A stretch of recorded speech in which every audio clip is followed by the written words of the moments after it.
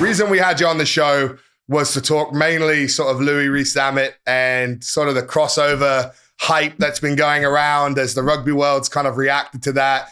Everyone seems to have had their say of how they think it will go or what how he's going to do, etc. I feel like you are probably the most credentialed rugby crossover into the NFL, and obviously winning Super Bowls and what you're able to achieve with your career and really a short period of time when you look at your crossover. My first question is, like, what is your initial reaction to Louis Rees-Zammit coming to the NFL UK pathway? Initial reaction is I wish him the best of luck, and I can relate, as you said earlier, I can relate to him and his desires to play in the NFL. I mean, it's the for this type of sports that we play, physical tackling, running with the ball and such. That the NFL is the highest of them all, and obviously, if you can make it in the NFL, it can change your life. So I have no quarrels with it. I totally understand where he's coming from. I left a pretty promising rugby career at a young age. 3 junior World Cups. I played in one with you.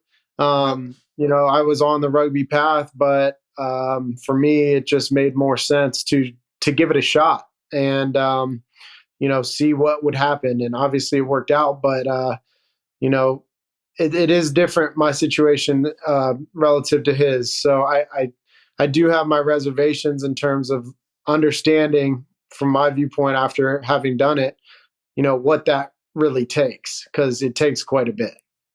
Yeah, and that's probably my next question is, like, how do you think he's going to find it? What are his biggest challenges? Like, just give us a little bit of inside the kitchen of what you had to go through in understanding that transition and then applying it to actually a successful career.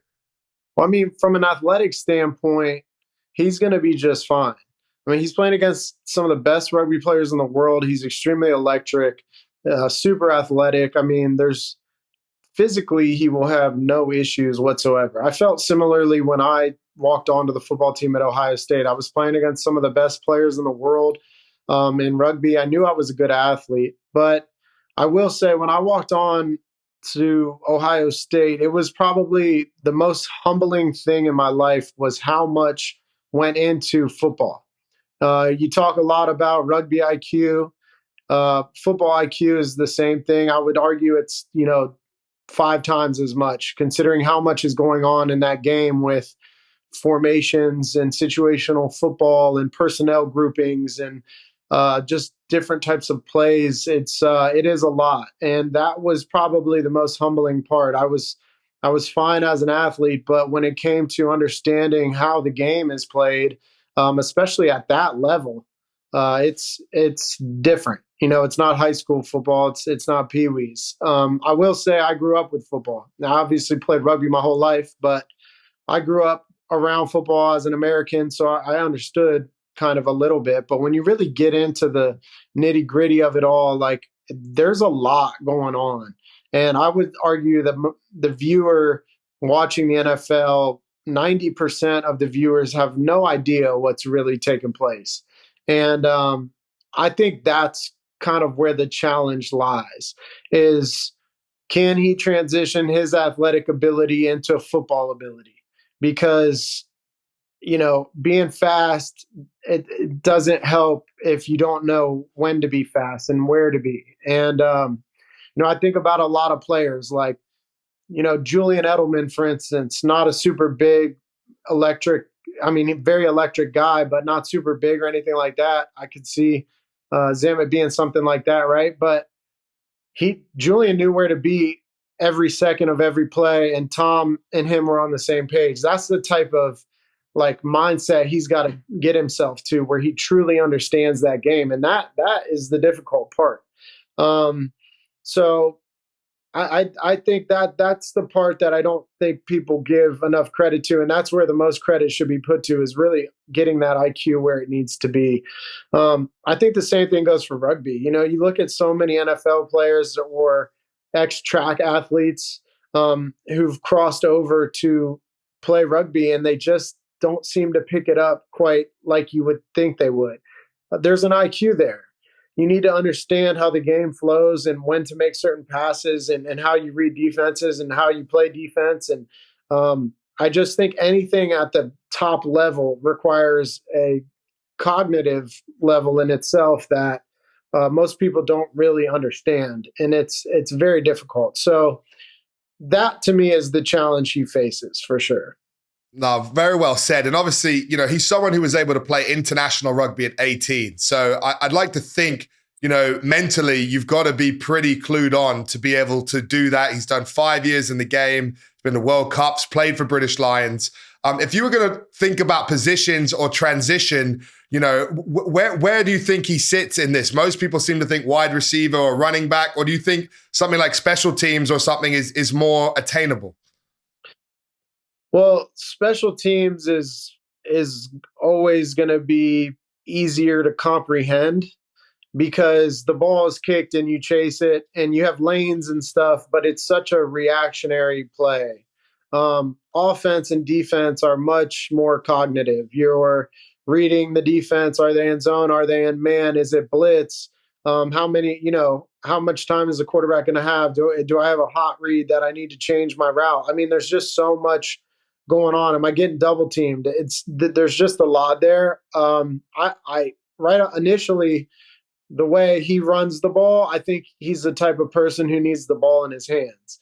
I don't necessarily see him as some imposing defensive safety or anything of that nature. And I'll be quite honest, man-to-man coverage is probably the hardest thing in the NFL. That's why those cornerbacks get paid what they get paid, because trying to cover a guy without touching him, and he's just as fast and athletic as you are, is nearly impossible. And that is a skill that takes years to really master. I'd say for me, that was probably the hardest thing, because in rugby, you don't do that. You're not covering routes that guys are running. So I think I don't see him really playing defense. And when you look at how he plays the game, he's electric with the ball in his hands. So with that being said, I think the first thing would be probably as a punt returner, and maybe even a kickoff returner. Those are a little more straight line power runners, but I mean, he would be insane as a punt returner. I think you saw Jared Hayne had a lot of success there early. But I think Luis is a little more electric, so he could be even better there. I don't really see him playing on special teams other than receiving the ball, because I don't think he's just not big enough, to block some of these 250-pound linebackers. And you got to be pretty violent in those scenarios. I think, first glance at the way he plays rugby, is more of a finesse guy. Not to say he couldn't do it, but I mean, blocking is very difficult. So I would say punt returner. And then, you move into the offensive side. I don't see him playing running back. There's too much pass blocking, and he's going to have to pick up a nose guard or a 260-pound linebacker blitzing up the A gap. That's pretty difficult ask.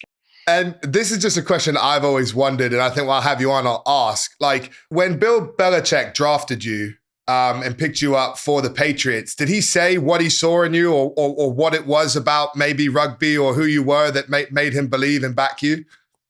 I think I was just kind of the right fit from a Patriot way standpoint, from a character standpoint.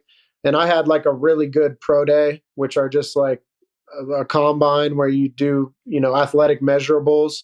I think they knew I was super green, and, here's a super athletic kid that, he's jumping out on tape on special teams, running down, covering kicks on kickoffs. But, we can work with him. He seems to be a smart guy, and we'll see what he does.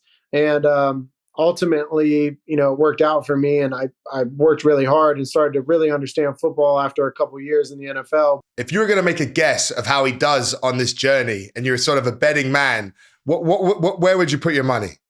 I don't know. There's so much of it is based on the individual and the work ethic and how well they pick up, whatever it is that's asked of them. I don't want to say here, I don't ever want to wish ill will towards anyone. I just know how difficult it is. We've seen so many guys try to do it, and it just doesn't ever really work out. I mean, you could go down the list. I mean, how many guys have tried from pro rugby come to the NFL? I mean, Jordan Mailata is a freak of nature who is 6'8" and like 360 pounds. So, I mean, it made more sense to me that he had success. He's built like very few humans in this world are built, and he's perfect for that position. I'm not surprised by his success, but when we look across the rest of the guys who transition, it's typically skill players, and it's very difficult playing against guys that are equally as athletic as you, and they've been playing this game since they were a child. I mean, we talk about the same thing about rugby in this country.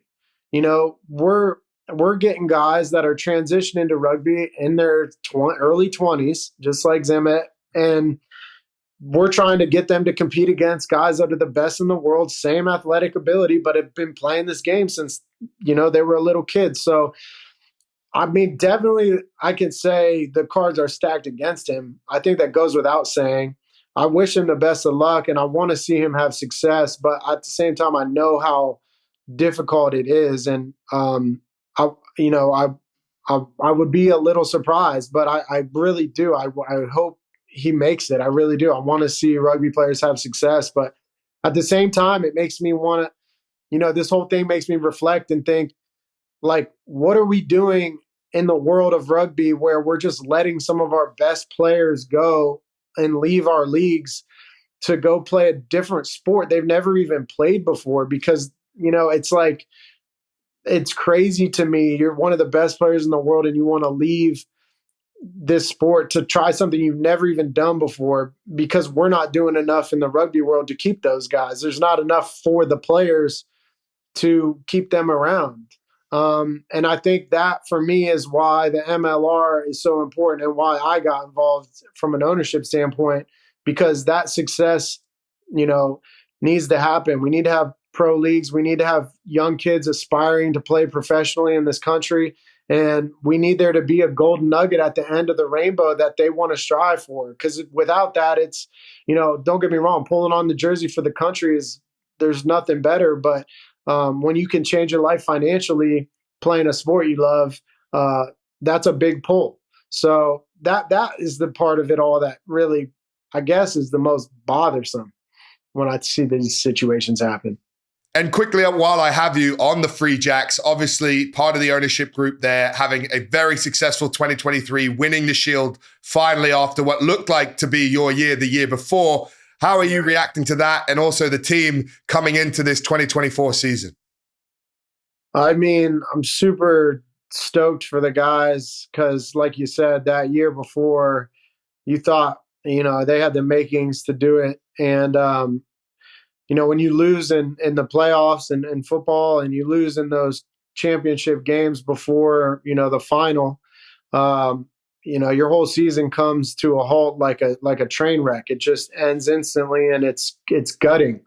And I know what that feeling feels like, and I felt for those guys. But what a response to come back, get to work, and finish the job the following year.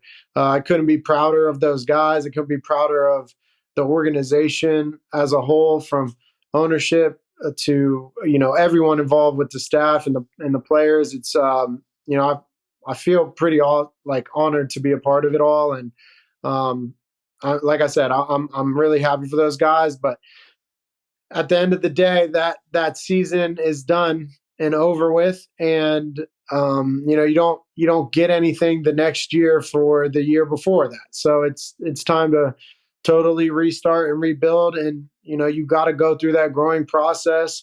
Just after we won Super Bowls, you got to start all over and work at it again. You don't get a head start. That's what's awesome about pro sports is how hard it is to win. So when you do, it's really worth it, but you got to build every year. And I think right now that's the focus, and getting ready to have a great start to the season. Well said, mate. Well said. Well, good luck to you and your Free Jacks, and thanks again for your time. And also, congratulations, soon to be a dad as well. Wishing you all the best in 2024, mate. Appreciate that, man. Excited. Thanks for having me, bro. Take care, bro.